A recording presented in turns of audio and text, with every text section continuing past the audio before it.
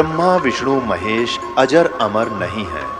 इनका भी आविर्भाव अर्थात जन्म तथा तिरोभाव अर्थात मृत्यु होती है। प्रमाण के लिए देखिए देवी भागवत महापुराण। ब्रह्मा, मैं, विष्णु और शिव, यह तुम्हारी प्रभाव से जन्मवान है। हम तो जन्मवान है, हमारा तो जन्म होता है और मरते हैं, नित्य नहीं है, हम अविनाशी नहीं है। फिर इंद्रादि दूसरे देवता नित्य किस प्रकार हो सकते हैं? कृपया अवश्य सुनिए जगत गुरु तत्वदर्शी संत रामपाल जी महाराज के अमृत वचन। पुण्यात्मा, आपका बहुत बड़ा सौभाग्य है। आप जी को परमात्मा का वो यथार्थ मार्ग मिल गया, जिसको खोज खोज के ये ऋषि अपना शरीर नष्ट करके चले गए। हजारों वर्षों तक कठिन साधनाएं की, क्योंकि उनके पास ये यथार्थ मार्ग नहीं था। गीता जी अध्याय नंबर 16 के श्लोक नंबर 23 और 24 में कहा है कि शास्त्र विधि को त्याग कर जो मनमाना आचरण करते हैं उनको न तो सुख होता है, न उनको सिद्धि प्राप्त होती है और न ही उनकी गति होती है। और कबीर परमात्मा भी जब यहाँ आए थे दाता, हमें ये ज्ञान कराने के लिए इस कलयुग में सन 1398 में अपने सतलोक से चलकर आए थे। एक शिशु रूप धार के लहर तारा नामक जलाशय में कमल के फूल के ऊपर एक नवजात शिशु का रूप धारण करके विराजमान हुए थे। वहां से नीरुनिमा नाम के एक दुल्हा दंपति साथ ले गए, उनके संतान नहीं थी और परमात्मा की वहां परवरिश होने से और फिर बड़े होकर के प्रवेश तो एक लीला थी, वो सबके पालनहार है। क्योंकि परमात्मा 26-25 दिन के हो गए थे, उन्होंने कुछ अन्न पानी खाया नहीं। नीमा चिंतित होगी और अपनात्मा थोड़ी सी कथा सुनाता हूं परमात्मा की। जैसा कि ये नकली कबीरपंथी और जितने भी ये ऋषि में ऋषि आचार्य शंकराचार्य संत और जो वेदों और गीता को और पुराणों को और कबीर साहिब की वाणी को सच मानते हैं और ये भी परमात्मा को निराकार बताते हैं कि परमात्मा निराकार है, कहीं एक स्थान पर नहीं है। और ये कबीरपंथी इतना कहते हैं कि सतलोक है, राधा स्वामी धन धन सतगुरु सच्चा सौदा सरसा जय गुरुदेव, ये भी सब परमात्मा का ऊपर चेतन प्रकाश बताते हैं। प्रकाश का समुद्र, इन्हें कख नहीं पता किसी ने भी, हुआ बाई बकरे ये। अभी तो आप जी ने देखा यथार्थ प्रमाण पर पवित्र कबीर सागर में इस आध्यात्मिक ज्ञान चर्चा के माध्यम से ये संत क्या बताते हैं, इनका क्या अपनी सोच है। ये कबीर साहब की वाणी नहीं समझ में आई, उसमें स्पष्ट लिखा है कि परमात्मा वहां एक गुम्मट के अंदर बहुत बड़े गुम्बद में और सिंहासन के ऊपर राजा के समान विराजमान, उसके सिर पे मुकुट है, छत्र है और वहां से सब ब्रह्मांडों का संचालन करता है।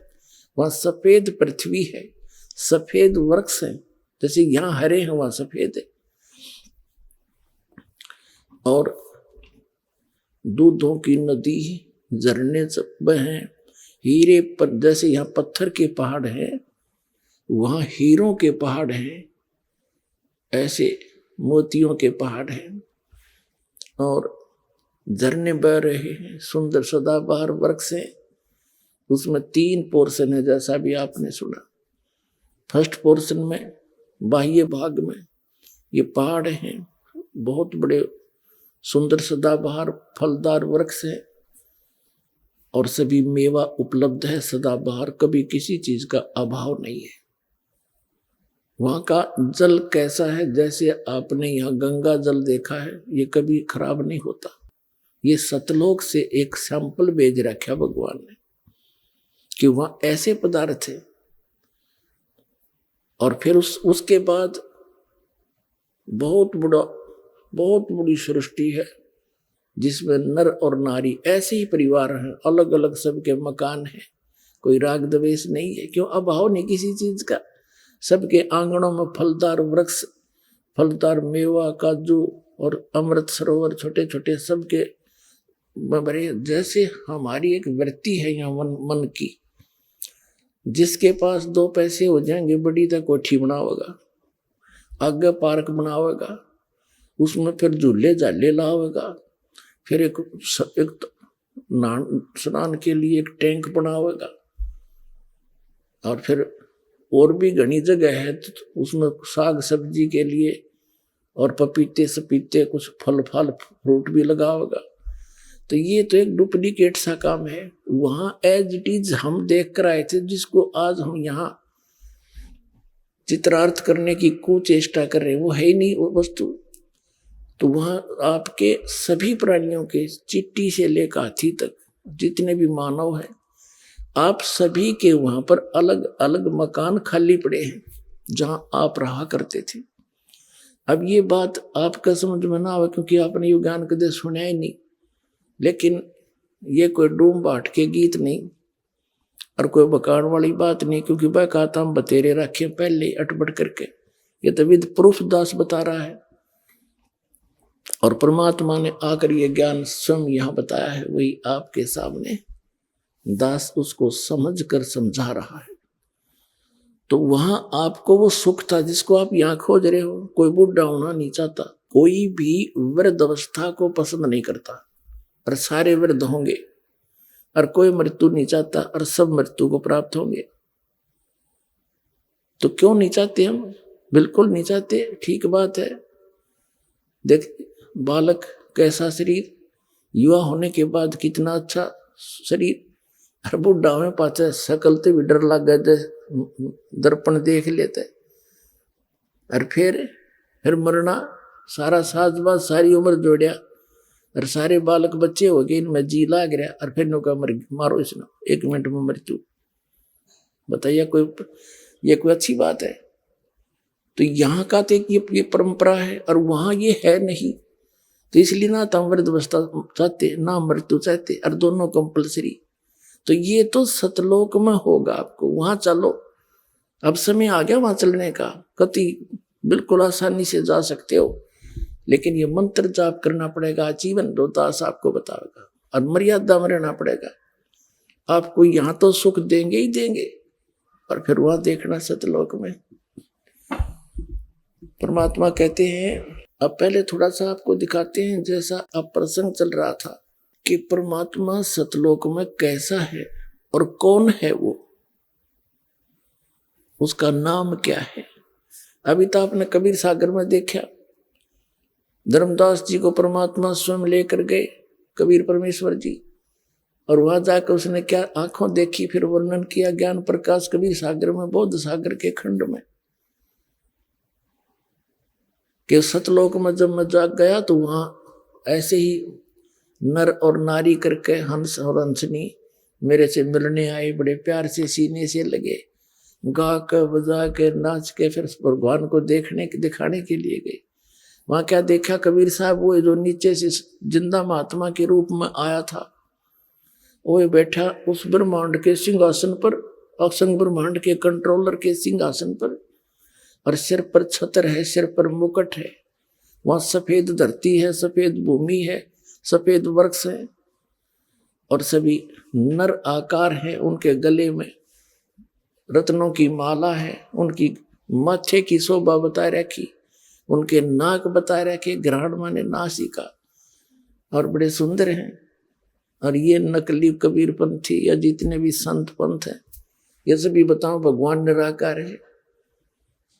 पुण्यात्माओं, परमात्मा का पाना और सतलोक जाना कति आसान है, इसमें तो कोई बाधा ही नहीं बनेगी, क्योंकि जब आप यहाँ के दुख से परिचित हो जाओगे और वहां के सुख से, और प्रमाण सहित आपको पता लग जाएगा। पुण्यात्माओं, देख परमात्मा ने कितनी दया कर रखी है आपके ऊपर, आप कितने लाडले हो उस परमात्मा के बच्चे, बहन और भाई जितने भी यहाँ आए हैं। हम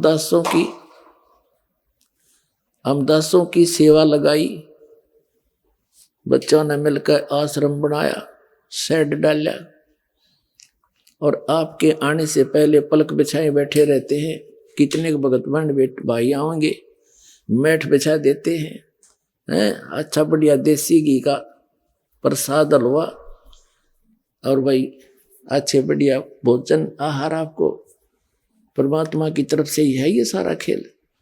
और ऐसे सर्दी में देकर रजाई है, अरे अमृत वर्षा कर रहे हैं, इसमें कृपा करके लटके ना लियो, पूरा ज्ञान सुनियो, कदे खा कर अच्छा देसी घी का लोड कर जाए, ऊँघे जाओ बैठे बैठे, फिर आना नहाना बराबर है। तो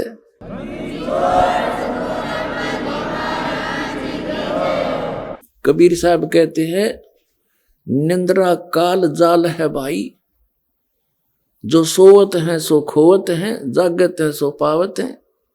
तो जागो ही वैसे भी जागो, अरे नींद ने भी थोड़ा कंट्रोल करो। अरे सुनो अमर कहानी उस परम पिता की, आपको प्रमाण दिखाते हैं। पुण्यात्माओं, ऐसा सीजन, ऐसा एटमॉस्फेयर, मीठी मीठी सर्दी और सारी व्यवस्था है, और परमात्मा की भक्ति, वो अमर कथा, वो अमृत वर्षा उस सत्संग की, जिसकी आत्मा को युगों युगों से भूख है, यहां तृप्त हो रही है वो। तो इस आत्मा ने सुआओ मत, जागृत रखो और सुनो उस परमात्मा की अमर कहानी। तो परमात्मा का, पुण्यात्माओं, परमात्मा का पाना सब तो आसान है, क्योंकि इसमें कुछ करना है को नहीं, नाम जाप करना बस। नाम चलते फिरते उठते बैठते मर्यादा में रहना है, और जैसा परमात्मा आपको वित्त दे उसमें से दान भी करना है, क्योंकि धर्म तो दसके नहीं दसके तीनों लोग, और खैरायत में खैर है कीजिए आत्म पोख। तो जो परमात्मा आपको लाभ देगा उससे दान भी करना है, क्योंकि दान से ही लाभ जो धन मिलता है। कबीर साहब कहते हैं, चढ़ी चौंच भर ले गई और नदी ना घट्यो नीर, दान दिए धन घटे नहीं, कह रहे साहिब कबीर। तो इस प्रकार इस तरह से परमात्मा का पाना कति आसान है। अब थोड़ी सी इस मौसम ठीक है, थोड़ा सा समय अधिक लेंगे, क्योंकि ये अमृत वर्षा, ये ज्ञान और ये भगवान कदे कानों नहीं सुना था, और आज परमात्मा अपने बच्चों को बैठा बैठा के प्यारते हैं, और फिर ये अमृत के प्याले पिला रहा है सच्चे ज्ञान के, और वो सच्चे भगवान की कथा, सत्यनारायण कथा। इसके कबीर साहब का नाम लेने पाप कटे, नाम लेने आत्मा चार्ज होती है। और यहाँ तो सारा दिन उस परमात्मा का की ही चर्चा चलती है, आपस में आप भी बैठते हो। यहाँ आप जी को इसलिए बुलाया जाता है कि जैसे पुराने भक्त भी होते हैं जिन्हें 10-10, 15-15 वर्ष हो गए नाम लिए ने, कुछ 2-4 वर्ष के भी हैं, और बिल्कुल नए भी आए हैं पुण्यात्मा पर भगवान के बच्चे। तो पुराणों के साथ आपका आपस में डिस्कस होता है, सत्संग के बाद आप चर्चा करते हो, नए भक्तों का विश्वास दृढ़ होता है कि सचमुच यहाँ ऐसे ऐसे इनको लाभ हुए हैं, ऐसे ऐसे रोग कटे हैं, ऐसे निर्धन व्यक्तियों का आज गाड़ियां चल रही हैं।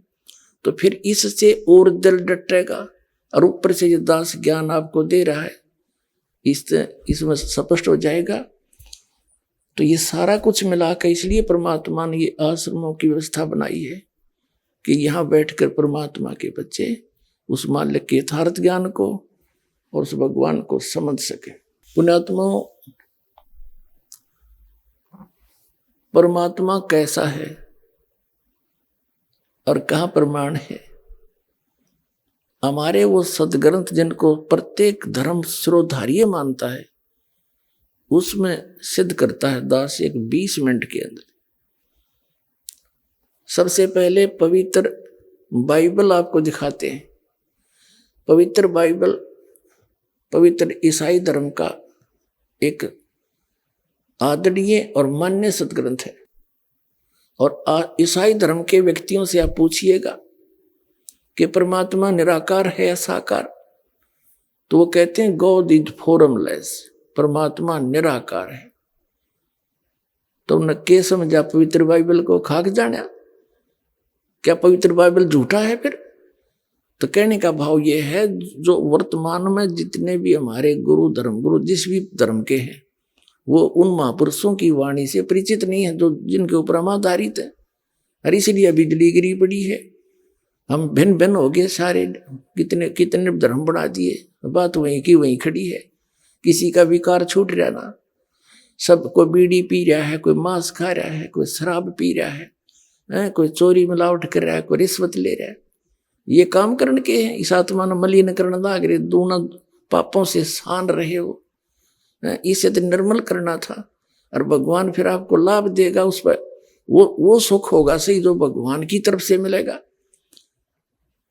और फिर अब दिखाते हैं आपको परमात्मा कैसा है पवित्र बाइबल में। ये देखिएगा, ये है पवित्र बाइबल,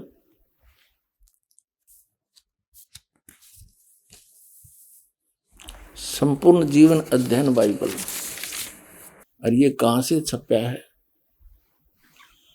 ये है जर्नल एडिटर है Donald C Stamps MA MDV, ये एसोसिएट एडिटर, ये यहाँ से छपा है। Printed in India, Life Publishers International, Spring Hydefield, Mysore USA, printed in India. ये वहाँ से छपा, बना वहाँ से छपा। यहाँ पर ये सारा इनका पूरा दे रखे हैं यहाँ पर। इससे आपको पढ़ के सुना होगा दास कि परमात्मा कैसा है। ये है पुराना नियम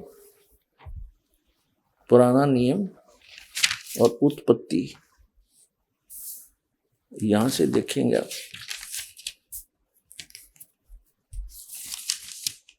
ये देखिएगा, यह उत्पत्ति यानी जेनेसिस, उत्पत्ति 1 अध्याय है कोई 1, आरंभ यहां से होता है। आदि में परमेश्वर ने आकाश और पृथ्वी की सृष्टि की। पृथ्वी बेडौल और सुनसान पड़ी थी और गहरे जल के ऊपर अंधियारा था, तथा परमेश्वर का आत्मा जल के ऊपर मंडराता था। ये फिर परमात्मा ने उजियाला किया, परमेश्वर ने कहा उजियाला हो जा, उजियाला हो गया। परमेश्वर ने उजाले को देखा, अच्छा लग गया। तो इस प्रकार ये पहला दिन हो गया। ठीक, हम अपने मतलब का पढ़ाएंगे। फिर दूसरा दिन हो गया, दूसरे दिन में 2 संरचना करी, सांझ हुई, फिर भोर हुई, ये तीसरा दिन हो गया। इसमें कुछ और फलदायी वृक्ष जिनके बीज एक एक करके अनुसार उन्हें बनाए। ठीक है, अच्छा, फिर यहाँ देखेंगे ये फिर और कुछ ज्योतियां आकाश मंत्र पृथ्वी पर प्रकाश देने वाली भी ठहरे, और वैसा ही हो गया। ऐसे ऐसे किया, ज्योतियां बनाई, तो सांझ हुई, फिर भोर हुआ। इस प्रकार चौथा दिन हो गया। अब हम यहाँ आ जाएंगे 5वां दिन। ये प्रश्न नंबर ये 4 पर पढ़ा हमने उत्पत्ति ग्रंथ के, और अब हम 5 पर आ जाते हैं।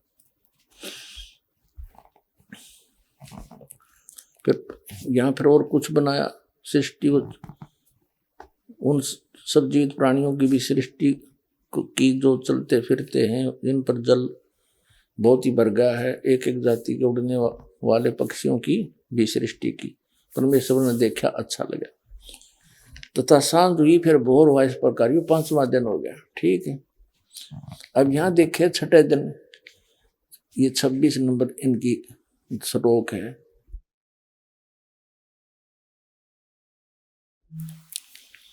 फिर परमेश्वर ने कहा, हम मनुष्य को अपने स्वरूप के अनुसार अपनी समानता में बनाए। हाय हाय।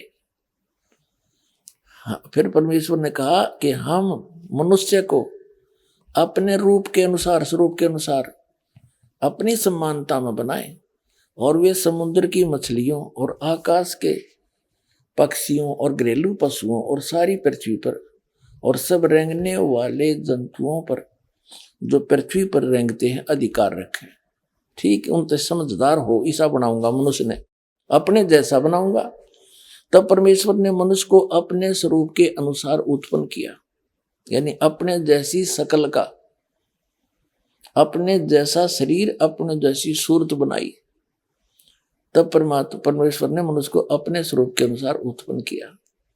अपने स्वरूप के अनुसार परमेश्वर ने उसको उत्पन्न किया, नर और नारी करके उसने मनुष्यों की सृष्टि की। पूछिए इवन ईसाइयों ने क्या समझा इन्हें अपने पवित्र बाइबल को? निराकार है इसमें परमात्मा, फॉर्मलेस है, स्पष्ट कह रखे, बालक भी समझ जाए इसने। ये भगवान बता कहाँ सोया पड़ा ये मानो, अपने सदग्रंथों को ना समझ कर दंत कथा बैठ के बैठे सारे। ये देखिएगा फिर और कमाल कर रखा परमात्मा ने कि परमेश्वर ने उनको आशीष दी और उनसे कहा फूलो और फलो, पृथ्वी पर भर जाओ और उसको अपने वश में कर लो, और समुद्र की मछलियों तथा आकाश के पक्षियों और पृथ्वी पर रेंगने वाले सब जंतुओं पर अधिकार रखो। मनुष्य ने कहा, ये खाने के लिए नहीं कहा, आगे देखो। फिर परमेश्वर ने मनुष्यों से कहा, उनसे कहा, मनुष्यों की चल रही है कहानी सुनो, जितने बीज वाले छोटे छोटे पेड़ सारी पृथ्वी के ऊपर हैं और जितने वृक्षों में बीज वाले फल होते हैं वे सब मैंने तुमको दिए हैं, वे तुम्हारे भोजन के लिए। अपने आत्माओं, ये ईसाई खाओ मांस सारा दिन, इसमें है कि तो मांस खाने का प्रोग्राम? परमात्मा का आदेश परमात्मा ने फाइनल कर दिया, परमेश्वर ने जिसने सारी सृष्टि रची, कि तुम्हारे लिए ये छोटे छोटे जितने छोटे बीज वाले छोटे छोटे पेड़, देखो परमेश्वर ने उनसे कहा सुनो, जितने बीज वाले छोटे छोटे पेड़ और सारी पृथ्वी के ऊपर जितने वृक्षों में बीज वाले फल होते हैं वे सब मैंने तुमको दिए हैं, वे तुम्हारे भोजन के लिए। हो गया सब छोटे छोटे बीज वाले, गेहूं, चने, बाजरा, ज्वार, हैं ये सारे, काजू, किस्मत, सेब, संतरे, ये फल और मेवा, कहते ओनली ये है तेरा खाना, है इसमें कितना मांस खाने का? अपने आत्माओं आगे देखो, थोड़ा सा ध्यान से पढ़ेंगे इसको, आगे देखो। अब ये इनके भोजन का हो गया। आगे परमात्मा ने अन्य प्राणियों को भी मांस का आदेश नहीं दिया, इन शेर वगैरह को भी। ये भी पहले इनके ऐसे पंजे दे रखे हैं जैसे पानी के जल, समुद्र में भी इतना गजब का घास उगता है। पहले मछली और जितने भी जीव जंतु थे उस घास को खाते थे, वो इतना टेस्टी होता था। और शेर भी इतने पंजे उनको ये दांत दिए हैं, पेड़ों के अंदर इतना गजब का कई ऐसे पेड़ होते हैं जिनमें से दूध सा निकलता है, और ये शेर उसने पाड़ के और उसमें दूध पिया करते सारे। फिर धीरे धीरे इनकी वृत्ति बदल गई, वो पेड़ खत्म हो गए, फिर ये पशु पक्षियां खाने लगे। ऐसे ही मनुष्य मांस नहीं खाते थे, अरे धीरे धीरे आग लग गई मांस बिना की, तो शायद ही कोई अक्षेत्र अछूता रहा हो। तो इस प्रकार ये सारी बात न्यों बिगड़ी है बगैर ज्ञान के, और फिर से हम संभलेंगे, बुराई छूट जाएगी। देखिए यहाँ क्या कहा है, 5 पृष्ठ पर 30 नंबर पढ़ रहे हैं, 29 तक हमने पढ़ लिया। और जितने पृथ्वी के पशु और आकाश के पक्षी और पृथ्वी पर रेंगने वाले जंतु हैं जिनमें जीवन के प्राण हैं, उन सब के खाने के लिए मैंने सब हरे हरे छोटे पेड़ हैं। और वैसा ही हो गया, सांझ हुई और भोर हुआ, इस प्रकार ये 6वां दिन हो गया। यानी कि जितने भी पशु हैं, पक्षी हैं और जल के जीव हैं, सब के लिए छोटे छोटे हरे पौधे, ये पेड़ दिए आपको, पौधे दिए और पेड़ दिए, ये और कुछ नहीं खाना। आगे देखो, ये 6वां दिन हो गया। अब 7वां दिन परमेश्वर ने यूं, 6वां दिन हो गया, अब 7वां दिन, यूं आकाश और पृथ्वी और उसकी सेना का, सारी सेना का बनाना समाप्त हो गया।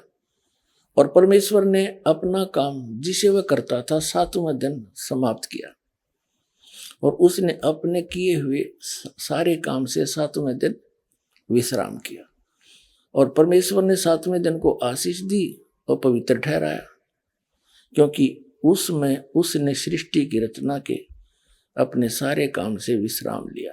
अब यहाँ क्या है कि 7 दिन में इस पवित्र बाइबल के अनुसार उस परम अक्षर ब्रह्म ने सारी सृष्टि रच के और इस काल को दे दी।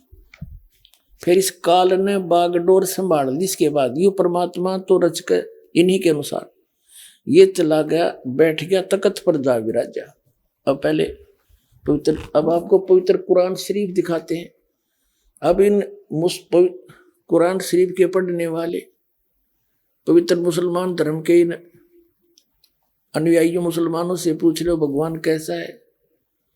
अल्लाह तो बेचून है। बेचून माने निराकार है, उसका कोई आकार नहीं। और पवित्र हमारी इनकी पवित्र कुरान शरीफ क्या कह रहा है इसमें देखिएगा।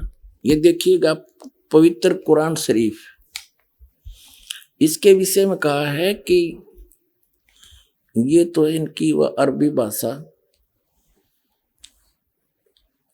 जाकिल किताबुला रैब जय सला फीही जय, यह वह इलामी किताब है जिसमें कोई संदेह की गुंजाइश नहीं।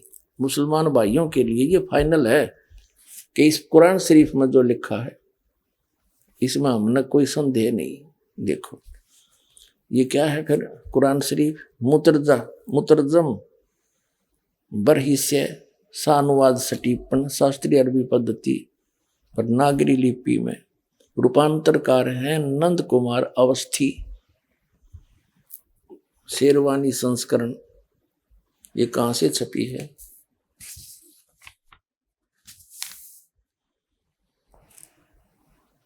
ये वही है सारा, शास्त्रीय अरबी पद्धति पर नागरी लिपि में शेरवानी संस्करण, प्रकाशक है लखनऊ किताबघर, मौसम बाग, सीतापुर रोड, लखनऊ। अब हम इसके 604 पृष्ठ पर आते हैं। सूरत फुरकानी में या सूरतुल फुरकानी कुरान शरीफ, और ये 604 पृष्ठ पे ये तो है उर्दू भाषा, अरबी भाषा लिखी उर्दू में है। ये इतना, ये सारा एक पृष्ठ के अंदर जो लेख है ये है। और इसी को फिर इस नागरी लिपि में एजिटित अरबी भाषा नागरी लिपि में लिखी है, और फिर इन्होंने कमाल कर रखा है, इसका फिर अनुवाद भी हिंदी में कर रखा है। ये देखिएगा, ये लास्ट में इसमें 52 नंबर आयत है सूरत फुरकानी की। तो इसमें क्या लिखा है? फला तुतियल काफिरन व जाहिदम बिही जिहादन कबीरन। अब इसका अर्थ क्या करा इन्होंने, यहां देखिएगा। अब कुरान शरीफ का ज्ञान देने वाला अल्लाह, जैसे श्रीमद् भगवत गीता का ज्ञान देने वाला ब्रह्म काल, और ये कुरान शरीफ का ज्ञान देने वाला दोनों एक हैं। श्रीमद् भगवत गीता का ज्ञान देते समय 4थे अध्याय के 34वें श्लोक में गीता ज्ञान दाता कहता है कि अर्जुन तू तत्वदर्शी संतों के पास जाकर उस तत्व ज्ञान को समझ, और वो तत्वदर्शी उनको विनम्र भाव से प्रार्थना करने से, कपट छोड़कर दंडोत प्रणाम करने से वो तत्वदर्शी संत तुझे तत्व ज्ञान का प्रकाश करेंगे, तुझे तत्व ज्ञान बतावेंगे। फिर क्या बताता है कि अर्जुन मेरी शरण में रहना है तो तेरी भी मृत्यु मेरी भी मृत्यु, जन्म मृत्यु समाप्त नहीं हो सकती। 18वें अध्याय के 62वें श्लोक में कहा कि तू सर्वभाव से उस परमेश्वर की शरण में जा, उसकी कृपा से तू परम शांति को, सनातन परम धाम को प्राप्त होगा। यानी गीता ज्ञान दाता से अन्य है कोई सुप्रीम गॉड, वो समर्थ परमात्मा। ऐसी कुरान शरीफ का जो ज्ञान दे रहा है वो ब्रह्म है, वही है। और वो सामने ना आकर आकाशवाणी करता, वो उसने प्रतिज्ञा कर रखी है कि मैं अपने वास्तविक रूप में कभी नहीं आऊंगा। तो वो क्या करता है, किसी के अंदर प्रवेश करके अपना ज्ञान दे देता है या आकाशवाणी करके दे देता है। ऐसे ही ये कुरान शरीफ का ज्ञान हजरत मोहम्मद जी को प्राप्त हुआ किसी फरिश्ते के द्वारा, उस काल ने भेजा। या उसके अंदर कोई फरिश्ता अंदर प्रवेश करके बोले, चादर ओढ़ कर लेट जाता था, अंदर से आवाज आती थी, लिखने वाला लिखता रहता था, या आकाशवाणी के माध्यम से कुरान शरीफ लिखी गई। अब इसमें क्या बताया है कि कुरान शरीफ का जो ज्ञान दाता है उसको मुसलमान धर्म अपना अल्लाह मानते कि वो हमारा भगवान है, उसने परमात्मा अल्लाह ने कुरान शरीफ का ज्ञान दिया। और वो अल्लाह के कह रहा है, वो कुरान शरीफ बोलने वाला अल्लाह क्या कह रहा है ये देखिएगा। वो क्या कह रहा है कि हजरत मोहम्मद जी को जैसे ब्रह्म ने अर्जुन को श्री कृष्ण में प्रवेश करके ज्ञान दिया, वही बोल रहा है। हजरत मोहम्मद जी को कह रहा कि ए पैगंबर, ये काफिर है ना, ये कबीर नामक वो जो सुप्रीम पावर है, वो सबसे सर्वशक्तिमान परमात्मा है, पाप नाशक है, जिसने सारे ब्रह्मांडों की रचना करी। उसको ये काफिर लोग उस कबीर को अल्लाह नहीं मानते, और तू इनकी बातों में मत आना। मैं जो तुझे कुरान शरीफ के माध्यम से जो ज्ञान दे रहा हूं, इन दलीलों पर तू विश्वास करना और उनके साथ संघर्ष करना। जिहाद का मतलब लठ बजाना नहीं, संघर्ष करना। वो अपना काम करो तो उनकी बातों में मत आना। देखिए, अब हम पढ़ रहे हैं सूरत फुरकानी 25, कुरान शरीफ 604 पृष्ठ पे, और इसकी 52 नंबर आयत को। ये तो अरबी भाषा है, यह लिखी है देवनागरी में, पर ये वही जो कि तू यहाँ पर अरबी भाषा है, लिखी है उर्दू में। अच्छा, इस अरबी भाषा का अनुवाद फला तुतियल काफिरन व जाहिदुम बिही जिहादन कबीरन, यहां देखना, यहां अनुवाद किया है। तो ये क्या उनमें ये बावन सुनोगी। कुरान शरीफ के ज्ञान देने वाला अल्लाह कह रहा कि ए पैगंबर हजरत मोहम्मद को तुम काफिरों का कहा न मानना, और इस कुरान शरीफ की दलीलों से उनका सामना बड़े जोर से करो। अब यहां इन्होंने थोड़ा सा अनुवाद गलत कर दिया, इन्होंने कबीर का अर्थ बड़ा कर दिया। यो कबीरन है ना, जैसे संस्कृत में उत्तमम लिख दे और मैं हट जा है उत्तम रह गया, तो कबीरन का यू न हट जा कबीर रह गया, कबीर है। थोड़ा सा और कंसेप्ट क्लियर करते हैं। ये कुरान मजीद है, ये वही है जो का तुम लेख, केवल नाम बदल दिया, लेख जो का तुम है, इसमें लेखक अनुवादक दूसरा है इस करके। वो अरबी मतन मुर्तजम, और इसका है प्रकाशक है ऑफिस बुक डिपो, 422 मटिया मिर्जामा मस्जिद दिल्ली 6। ये है कुरान मजीद हिंदी मुतरजम अरबी मतन, तो तर्जुमा यानी अनुवाद मौलाना फतेह मोहम्मद खान साहिब जालंधरी, तसही मौलाना अब्दुल मजीद सरवर साहिब, प्रकाशक है Farid book depot private limited नई दिल्ली। अब हम इसमें एक तो ये दिखाते हैं आपको, ये कुरान का ये पृष्ठ नंबर 6 पे थोड़ी सी झलक दिखाते हैं आपको। यह कुरान शरीफ कैसे, ये मुकदमा नामक कोई अध्याय है, कुरान मजीद के उतरने और संग्रह व संकलन के हालात। कुरान मजीद एक पवित्र किताब है, मजीद कहो चाहे कुरान शरीफ कहो, जो अंतिम नबी हजरत मोहम्मद सल्लल्लाहु अलैहि वसल्लम पर उतारी गई। यह अर्शी कुर्सी के मालिक का कलाम है, जो उसने स्वयं एक बरगुजिदा पैगंबर और मुकर्रम यानी सबसे ज्यादा लोकप्रिय बंदे पर नाजिल किया। इस्लाम का आधार इसी आसमानी फरमान आदेश पर है, और इसके जिसने अनुपालन किया है वह इस्लाम के दायरे में दाखिल हुआ है। अब यहां देखना ये कैसे उतरी। ये सही यह है कि आप सल्लल्लाहु यानी हजरत मोहम्मद की नबूत के बाद रजमान के सब्बे के अंदर में पूरा कुरान मजीद लोहे महफूज अल्लाह के पास से उस आसमान पर जिसे हम देख रहे हैं अल्लाह के हुक्म से उतारा गया। इसके बाद हजरत जिब्रील अल्लाह यानी एक फरिश्ता जिसमें इस कदर हुक्म हुआ, उन्होंने पवित्र कलाम को बिल्कुल वैसा ही बिना किसी परिवर्तन या कमी बेसी के नबी सल्लल्लाहु तक पहुंचाया, हजरत मोहम्मद तक पहुंचाया। फिर इस जबरील नामक फरिश्ते ने उसमें कोई फेरबदल नहीं किया, ऊपर से उस गुप्त अल्लाह का संदेश लेकर जो का त्यों ले आया।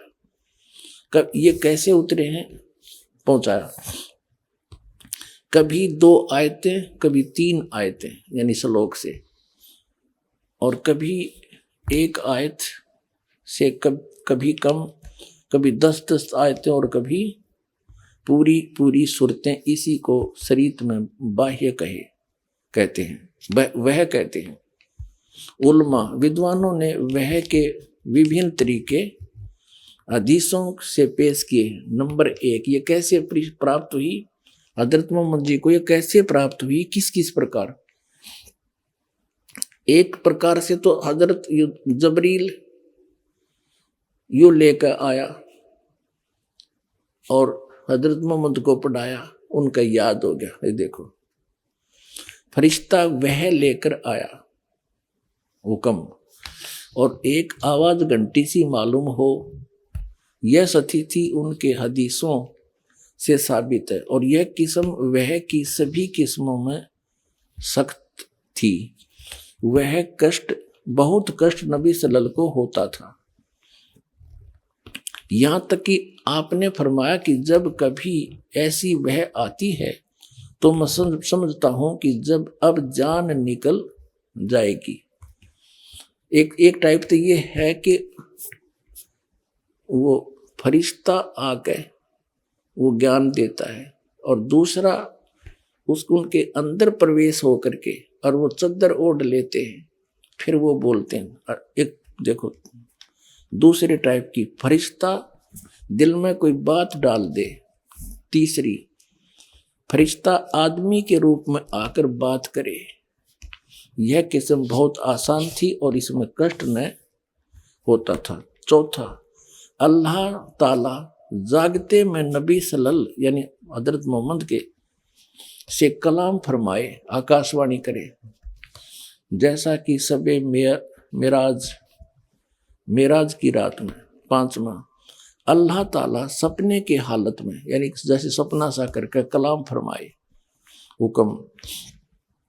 यह किस्म सही हदीसों से साबित है। अब 5वां, फरिश्ता सपने की हालत में आकर, छठे नंबर है, आकर कलाम करे। मगर अंतिम 2 किस्म के कुरान मजीद खाली है। पूरा कुरान जागने की स्थिति में नाजिल हुआ। अगरचे कुछ उलमा ने सूरह कौसर को आखिर में किस्म से माना है, लेकिन ये अपने को बता रहे हैं उसके प्रूव करने के लिए इसको रद्द कर दिया है। तो इस प्रकार उस जिसको ये मुसलमान भाई अपना अल्लाह मानते हैं, उसने अपना संदेश और अध्यात्म ज्ञान ये मानते हैं कि उसने इस तरह से हजरत मोहम्मद तक भेजा, और यूं सारा का सारा ज्ञान कुरान शरीफ का, कुरान मजीद को जय शरीफ एक है, गौर उस इनके अल्लाह का दिया है, उसमें बीच में फरिश्ते ने कुछ मिलावट नहीं करी। ये आपने पढ़ ली। अब देखिएगा, अब हम आगे इस कुरान मजीद के सूरत फुरकानी 25 पे, कुरान मजीद 576 पृष्ठ पे, ये जो का तो वही एज इट इज एडिटो कॉपी, और ये नीचे 52 नंबर आयत है। यहाँ एज इट इज, एक अक्षर का भी अंतर नहीं है। फला तुतियल काफिरिन व जाहिदुम बिही जिहादन कबीरा। अब इसमें कबीरा लिखा है, इसको कबीरा कहो, कबीरन कहो, खबीरा कहो, ये बोलन का अंतर है। अब इसमें से हमने सिर्फ इतना ही लेना था। अब हम फिर लेते हैं पवित्र कुरान शरीफ को। अब इसे सारी बात हल हो जाएगी हमारी। ये फिर हमने उठा ली पवित्र कुरान शरीफ, और ये कहाँ से छपी है ये आपको हमने पढ़ा दिया, दिखा दिया था। अब हम इसके आते हैं 604 पृष्ठ पे, सूरत फुरकानी 25, और ये 604 पृष्ठ पे हम नीचे पढ़ लिया हमने। इसकी 52 नंबर आयत में वो का वो है। इसका कुरान मजीद को होते शरीफ से बात वही है। फला तुतियल काफिरन व जाहिदुम बिही जिहादन कबीरन, कबीरन कहो, कबीर कहो, कबीरा कहो। ये सिद्ध कैसे, इसका अर्थ इन्होंने यहाँ करी रखा। तो ए पैगंबर, कुरान शरीफ के ज्ञानदाता ने जो भी कहना था उसका आदेश है यो कुरान शरीफ, और उसने किस माध्यम से जैसे भी हजरत मोहम्मद को पहुंचाया, ये सारा का सारा आदेश जिसको मुसलमान भाई अपना खुदा मानते हैं उसका संदेश है। और वो क्या कह रहा है, किसी अन्य भगवान के बारे में कह रहा है। वो कबीर नामक परमात्मा है जिसने 6 दिन, जिसने सारी सृष्टि रची, और उस परमात्मा की खबर किसी बाखबर से पूछो। कुरान शरीफ का ज्ञानदाता भी किसी अन्य परमात्मा के बारे में कहता है, और खुद भी अल्पज्जता सिद्ध कर रहा है। जैसे श्रीमद् भगवत गीता का ज्ञानदाता भी अपनी अल्पज्जता सिद्ध करता है कि मैं कंप्लीट ज्ञान नहीं रखता उस परमात्मा के बारे में, किसी तत्वदर्शी संत से पूछो। यही प्रमाण जो का तो इसमें पवित्र कुरान शरीफ में देखिए। अब हम पढ़ रहे हैं, ये हमने पढ़ लिया, यहां से हम पढ़ते आए थे 604 पर, 605 पर हमने पढ़ा। तो ए पैगंबर, तुम काफिरों का कहा न मानना, ये अनुवाद हिंदी में है इसका, और इस कुरान की दलीलों से उनका सामना बड़े जोर से करना। कबीर का अर्थ ने बड़ा कर दिया। इसका अर्थ ये बनता है कि कुरान शरीफ का ज्ञानदाता अल्लाह कह रहा है कि हे हजरत मोहम्मद, मैं तुझे जो ज्ञान दे रहा हूं ना, इस पर तो विश्वास करना। वो कबीर परमात्मा है, अल्लाह है वो, और सारा सुखदाई वही है, पाप नाशक भी वही है, और ये वही है जिसने सारी सृष्टि रची। और ये काफिर है ना, ये नहीं मानते उस कबीर को अल्लाह। तुम मेरे इस संदेश पर, इन दलीलों पर, कुरान शरीफ की दलीलों पर तो विश्वास करना और उनके साथ संघर्ष करना, उनकी बातों में मत आना। इतनी सी बात। आगे देखो। अब हम आगे 607 पृष्ठ पर, इसमें क्या है, जैसे उधर है, यहां से ये आयत है 53, 54, 55, 56, 57, 58 में या 58, इसमें भी, इसमें लिखा है इवादही खबीरा। अब खबीरा कहो चाहे कबीरा कहो, कबीरन कहो, खबीरन कहो। अब इवादही माने पूजा के योग्य, पूजनीय कबीरा। वो कबीर परमात्मा पूज्य है, उसकी पूजा करनी चाहिए। और यहाँ फिर खबीरन, खबीरन कहो, कबीरन कहो, खबीरा कहो, कबीरा कहो। ये अब इसका अर्थ भी इन्होंने, आज इसका अर्थ इन्होंने यहाँ हिंदी में कर रखा है। अब 53 नंबर आयत यहाँ से शुरू होती है। ये पृष्ठ नंबर 607 पे, सूरत फुरकानी 25 की कुरान से, ये कुरान शरीफ है। और अभी हजरत मोहम्मद को कुरान शरीफ का ज्ञानदाता कह रहा है कि तो तुझे बता दिया, इन काफिरों की बातों में मत आना, मैं जो कह रहा हूँ इसको फाइनल समझ लेना। कबीर इज गॉड, वो अल्लाह जो है, वो कबीर जो अल्लाह है, और वो वही है। ये देखो 53 नंबर आयत में, और वही है जिसने 2 दरियाओं को मिला चलाया, एक का पानी मीठा प्यास बुझाने वाला और एक का खारी कड़वा, और दोनों के मैं एक आड़ और मजबूत रोक बना दी। और वही है जिसने पानी की बूंद से आदमी को पैदा किया, फिर उसको साहिबे नसम यानी किसी का बेटा या बेटी, और ससुराल वाला यानी किसी का दामाद बहू बनाया। और तुम्हारा परवरदिगार हर चीज करने पर शक्तिमान है। और काफिर अल्लाह के सिवा ऐसों को पूजते हैं, देवी देवताओं को, जो न तो उनको नफा पहुंचा सकते हैं और न उनको नुकसान पहुंचा सकते हैं। और काफिर तो अपने परवरदिगार से पीठ दिए हुए हैं, मुंह मोड़ रहे हैं। ए पैगंबर, हमने तुमको खुशखबरी सुनाने, सिर्फ अजाब से डराने के लिए भेजा है। अब 57 में इन लोगों से कहो कि मैं तुम्हें इस अल्लाह के हुक्म पर कुछ मजदूरी नहीं मांगता। हाँ, जो चाहे अपने परवरदिगार तक पहुंचने की राह इख्तियार कर ले। तो और ए पैगंबर, अब 58 में, ए पैगंबर उस जिंदा पर भरोसा रखो। जिंदा, इन चैतन्य कर दिया जिंदा का अर्थ, जो कभी मरने वाला नहीं है, और तारीफ के साथ उसकी पाकी बयान करते रहो। आइए अब हम उन श्रद्धालुओं के अनुभव जानते हैं जो जगत गुरु तत्वदर्शी संत रामपाल जी महाराज जी से दीक्षा प्राप्त कर चुके हैं तथा उनके द्वारा बताए गए भक्ति मार्ग पर चल रहे हैं। नमस्कार सर। नमस्कार सर। सर, क्या नाम है आपका? योगेंद्र चंद। योगेंद्र जी, आप कहाँ से हैं? मैं गांव लाली, जिला दारचूला, महाकाली अंचल, नेपाल का रहने वाला हूं। योगेंद्र जी, संत रामपाल जी महाराज से नाम दीक्षा आपने कब ली?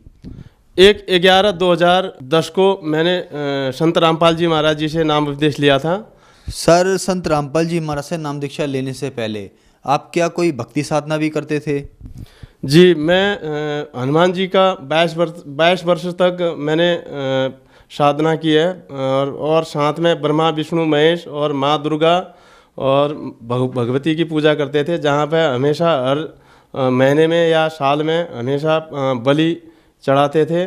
और दुर्गा माँ की पूजा साल में भागवत और हिंदू समाज के मुताबिक जो भागवत होते हैं और ये लगाया करते थे। 9 दुर्गा पूजा करते थे, और जिसमें साल में काफ़ी खर्चा आ जाता था और लाभ कुछ भी नहीं मिलता था हमें, और ज़्यादा घर में ज़्यादा परेशानी ही रहती थी।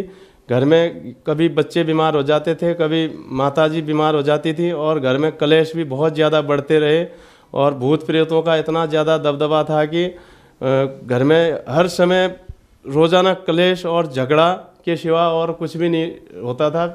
और पिताजी और मम्मी का तो हमेशा ही झगड़ा रहता था, जिस कारण से हमें काफ़ी परेशानी होती थी।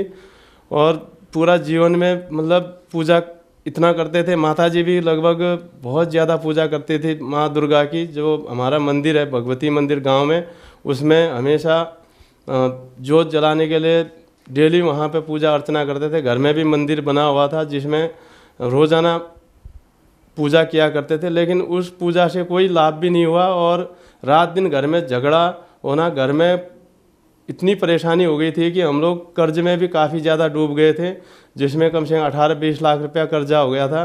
तो मैं काफ़ी परेशान रहता था कि ये कर्ज भी ज़्यादा बढ़ी रहा है और घर में कोई लाभ हो नहीं रहा है। और पत्नी भी काफ़ी ज़्यादा बीमार रहती थी, जिसमें उसका एक पाँव हमेशा मतलब दर्द रहता था। सर, जैसे कि आपने बताया कि आपको बहुत ज़्यादा परेशानी थी, तो क्या संत रामपाल जी महाराज से नाम दीक्षा लेने के बाद आपकी परेशानियां ठीक हुई?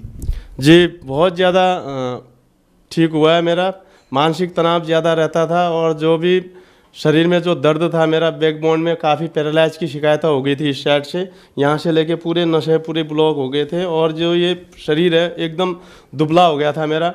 लगभग 50-52 kg का रह गया था मैं खुद इतना परेशान रहता था कि अब ये क्या होगा। और मैं ये सोच रहा था कि ये शरीर एकदम काम योग्य नहीं रहा। मैं काफ़ी मतलब एक्सरसाइज बहुत ज़्यादा करता था पहले, और एक समय ऐसा था कि मैं 500 बैंड और 500 सिटअप आर्मी में होने की वजह से मैं हर चीज़ एक्सरसाइज करता रहता था। 5 किलोमीटर बीबीटी और ये चीज़ें एक्सरसाइज करते थे हम लोग। तो जब मेरा एक समय ऐसा था कि एक्सरसाइज में एकदम इतना 500 बैंड सिटअप लगाने वाला एक समय एक कदम भी चलने के लिए मजबूरी होने लगी, तो तब मुझे एहसास हुआ कि अब ये तो जीवन बेकार हो गया है, अब मैं क्या करूं। तो फिर मैंने भगवान को पुकारा, हे भगवान, माँ दुर्गा को पुकारा। मैंने कहा, हे माँ, मेरे शरीर को ठीक कर दीजिए, मैं तो बहुत ज़्यादा परेशान हो गया हूँ, एकदम दिमाग भी काम करना रह गया था। तो फिर कहीं से भी जब लाभ नहीं मिला तो मैं एकदम अपने को आत्महत्या करने के चक्कर में लग चुका था। तो जब मैं संत रामपाल जी महाराज जी की शरण में आया तो तब जाके मुझे आराम हुआ, और जो मेरी ये अल्पायु में मृत्यु थी वो संत रामपाल जी महाराज जी ने टाल दी। मेरी पत्नी काफ़ी बीमार रहती थी, जिसमें ये पेट सूजकर एकदम से इतना बहुत बड़ा पेट हो गया था, जिस कारण से जब डॉक्टरों को दिखाया, यहाँ पे पीलीभीत में डॉक्टर है पीटी सिंह, तो उनके पास में गए। वहाँ पे जाने के बाद में उन्होंने बोला कि भाई इनका बचना तो अब मुश्किल है, 99% ये ठीक नहीं हो पाएंगे और इन्हें लखनऊ ले जाओ, यहाँ पे हम नहीं कर सकते हैं। बहुत बड़ा हॉस्पिटल था, पीटी सिंह जी एक बहुत बड़े डॉक्टर हैं वहाँ पे, तो जिन्होंने लखनऊ के लिए रिफ़ेर कर दिया। लेकिन लखनऊ न ले जाकर हम फिर वापस घर ले गए उन्हें, और नेपाल में ले जाकर फिर किसी ने बोला कि चितवन में लेके जाना। तो वहाँ जाने के बाद में पता चला कि अब ये इनका बचना भी मुश्किल है। लगभग 5 किलो का रिपोर्ट में दिखाया, 5 किलो का जो ट्यूमर था, जो 5 किलो का ट्यूमर बहुत बड़ा हो जाता है, जिस कारण से वो न खाना न वो करना। गांव में तो सब कहने लगे ये अब नहीं बचेंगे, गांव वालों ने सब कहने लगे ये 2-3 दिन में ख़त्म ही हो जाएंगे, अब ये बोल के सारे कहने लग गए थे। जिस कारण से हमें कोई सूझ नहीं आई। फिर मैंने गुरुजी से प्रार्थना लगवाई, संत रामपाल जी महाराज जी से। तो गुरुजी की दया से गुरुजी ने कहा बेटा ठीक हो जाएगा, परमात्मा दया करेंगे कह दिया। वो ट्यूमर ऑपरेशन के द्वारा निकाला गया, और जो ट्यूमर था 5 किलो का निकला। डॉक्टरों को दिखाया, जो उन्होंने बताया कि इसमें 5 किलो का जो ट्यूमर है ये अब ऑपरेशन से भी ठीक नहीं हो सकता है, क्या कि उन्होंने रिफेर कर दिया था। उत्तर प्रदेश पीलीभीत के पास में जो डॉक्टर है पीटी सिंह जी, वहाँ पे दिखवाया तो उन्होंने कहा कि भैया ये इनके पेट में बहुत बड़ा ट्यूमर हो चुका है, इनका ऑपरेशन होगा वो भी बचने के कोई चांसेस नहीं है, हमारे बस की बात नहीं है, कह के उन्होंने लखनऊ ले जाने के लिए कहा। तो जब हम वहाँ से चले गए वापस घर, तो फिर पत्नी के लिए हमने गुरुजी से प्रार्थना लगवाई, संत रामपाल जी महाराज जी से। प्रार्थना लगवाने के बाद में गुरुजी का आदेश आया कि ठीक हो जाएगा कह के। तो परमात्मा की दया से वो ऑपरेशन जो है सक्सेस हो गया और पत्नी की जान बची। आज लगभग 5-6 साल हो गए हैं जो कि पत्नी ठीक से है। मेरे पिताजी एक बार आश्रम में आए हुए थे, और मैं भी उस टाइम में ऑन सर्विस में था, वहाँ हैदराबाद से मतलोक आश्रम बरवाला में आ गया था। तो गुरुजी के लिए दर्शन के मैं लाइन में लगे हुए थे पिताजी और हम। तो हमारी चर्चा होने लगी, इतने में पिताजी को अधरंग मार गया, और उनका पूरा जो ये गला है यहाँ से घूमकर यहाँ तक पहुँच गया। तो बाद में काफ़ी देर तक वो होता रहा। गुरुजी के दर्शन होके हम लोग जैसे ही चले गए, तो फिर ये काल का बहुत ज़्यादा अटैक था वहाँ पे, और ज़्यादा मतलब उनका परेशानी होने लगी। गला बिल्कुल यहाँ से मुड़कर पूरा एकदम टेढ़ा हो गया। तो हम लोग वहाँ पर रोने लगे, चिल्लाने लगे। फिर मैंने गुरुजी से प्रार्थना लगवाई। उसी टाइम में गुरुजी के दर्शन हो रहे थे, तो गुरुजी ने आदेश दिया ठीक हो जाएगा, चिंता मत करो कहा। और फिर अमृत जल मांगा। अमृत जल जैसे ही दिया, पिताजी का जो गला एकदम से टेढ़ा हो रखा था वो सही हो गया। और फिर वहीं पर जो आश्रम में नॉर्मल हॉस्पिटल फर्स्ट एड के लिए बनाया हुआ था, उसमें नॉर्मल इलाज करके पिताजी ठीक हैं। आज हमारे घर में जो पिशाच पूजा होती थी, पूरे खानदान के लोग आते थे, और वो पिशाच पूजा साल में एक बार किया करते थे, जिसमें माताजी भी बहुत ज़्यादा उसमें कांप जाते थे, और घर में शांति के लिए ये सारा कार्य करवा लेते थे। लेकिन ये कोई कुछ उस पूजा से कुछ भी लाभ नहीं होता था, और ज़्यादा घर में क्लेश झगड़ा बढ़ता ही रहता था। और खुद मुझे भी प्रेत की बाधा थी, जो बिल्कुल शरीर में एकदम से कंपन जैसा रहता था। जब संत रामपाल जी महाराज जी से नाम उपदेश लिया तो वो भी लाभ हुआ है। एक बार घर में लेटिन बाथरूम बनाने के लिए हमने एक खड्डा खोद रहे थे, जिसमें बच्चे भी वहाँ पे नॉर्मल काम छोटा मोटा काम कर ही रहे थे। तो मेरा लड़का था सबसे छोटा वाला त्रिदेव, जो वहाँ पे आ गया, और ऊपर से जो शब्बल रखा हुआ था वो उसके सर पे गिर गया।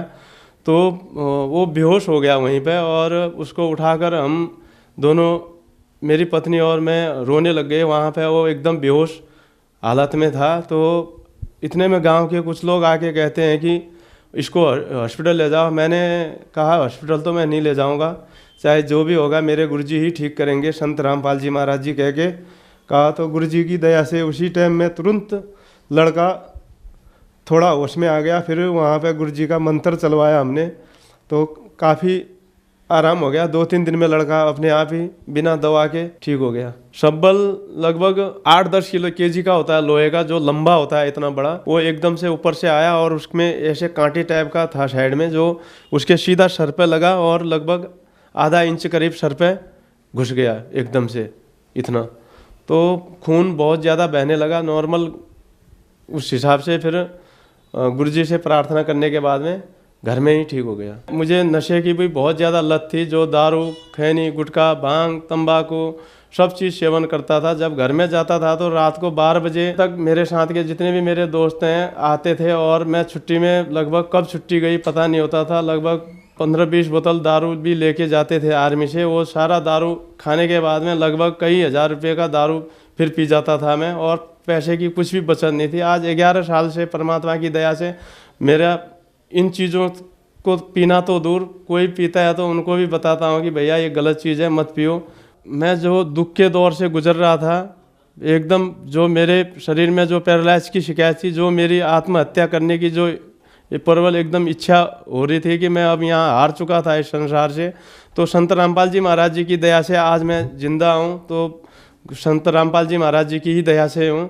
तो मेरे जो भी मैंने ये गलत व्यसन किए थे, दारू, मीट, मांस, भांग, तंबाकू, खैनी, गुटखा, ये सारी लत मेरी छूट गई। लोग कहते थे कि भाई 100 चूहे खाकर बिल्ली हंस को चले, लेकिन आज मैं जिस हिसाब से हूँ वो भी खुद कहते हैं कि भाई ये वाक्य ही पहले से अच्छा सुधर गया है, कुछ भी नहीं तो नशा तो नहीं करता है कहते हैं। मुझे भी बहुत खुशी होती है कि लोग कहते हैं कि हाँ भाई ये नशा नहीं करता है, और उतना नशा करता था और रात दिन दारू खाता था, और जिसमें अपने दोस्त भी बिगड़ रहे थे जितने थे, और पैसे का भी नुकसान हो रहा था। आज वो सारा पैसा बचत भी हो रहा है और बढ़िया अपने घर में सुख शांति भी हुई है। सर, हम आपसे पूछना चाहेंगे आप क्या काम करते हैं? जी, मैं भारतीय सेना का जवान हूँ, जो नेपाल से जो गोरखा रेजिमेंट है, 9GR बोलते हैं, क्षेत्रीय यूनिट है, उसमें मैं कार्यरत हूँ। तो जो लोग आज आपको टीवी पर देख रहे हैं और वो भी इन सब परेशानियों से ग्रस्त हैं, उनके लिए आप क्या कहना चाहेंगे?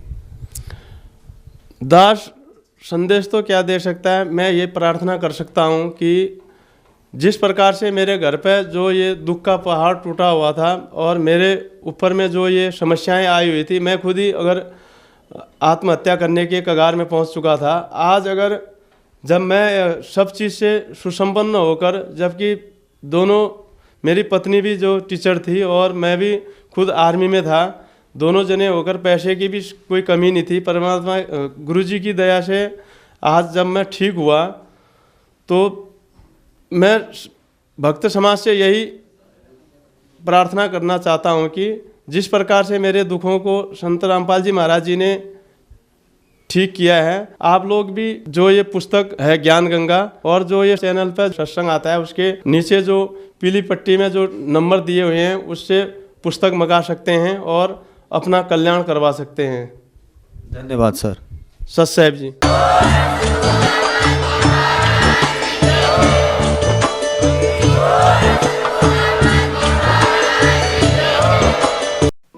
आप सुन रहे थे जगत गुरु तत्वदर्शी संत रामपाल जी महाराज के मंगल प्रवचन। अधिक जानकारी के लिए संपर्क करें।